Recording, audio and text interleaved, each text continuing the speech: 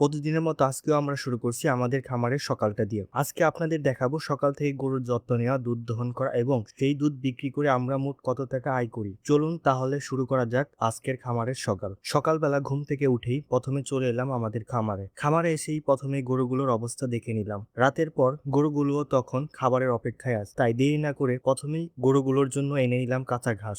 আলহামদুলিল্লাহ সকালে গরুগুলোকে পরিমাণ মতো কাঁচা ঘাস দিয়ে দিলাম। গরুর খাবারের দিকে আমাদের সবসময় বিশেষ নজর দিতে হবে, কারণ গরু সুস্থ থাকলে দুধও ভালো পাওয়া যাবে আর খামারের উৎপাদনও ভালো থাকবে। গরুগুলোকে খাবার দেওয়ার পর এবার শুরু করলাম খামারের সবচেয়ে গুরুত্বপূর্ণ কাজগুলোর একটি, খামার পরিষ্কার করা। প্রথমে গোবর এবং ময়লা পরিষ্কার করে ফেললাম, এরপর জায়গাটা ভালোভাবে পানি দিয়ে পরিষ্কার করে নিলাম, কারণ খামার পরিষ্কার পরিচ্ছন্ন রাখা শুধু দেখতে সুন্দর রাখার জন্য না, গরুগুলোকে সুস্থ রাখার জন্য খুব গুরুত্বপূর্ণ। সবকিছু প্রস্তুত করে এবার শুরু করলাম দুধ দহন করা। আলহামদুলিল্লাহ একে একে সবগুলো গরু থেকে দুধ দহন করতে শুরু করলাম এবং সবগুলো গরু থেকে দুধ দহন করা আমাদের প্রায় শেষ। দুধ দহনের পর চেষ্টা করি যতটা সম্ভব পরিষ্কার পরিচ্ছন্নতা বজায় রাখতে, যেন দুধের মান ভালো থাকে। দুধ দহন শেষ করার পর দেখা যাক আজকে দুধ বিক্রি করে কত টাকা পাওয়া গেল। প্রথমে সবগুলো গরুর দুধ এক জায়গায় নিয়ে এসে ভালোভাবে মেপে নিলাম। আজকে মোট দুধ পেয়েছি 39 কেজি। আমাদের এখানে প্রতি লিটার দুধ বিক্রি করছি 60 টাকা দরে, তাহলে আজকের হিসাব দাঁড়াচ্ছে 60 ইন্টু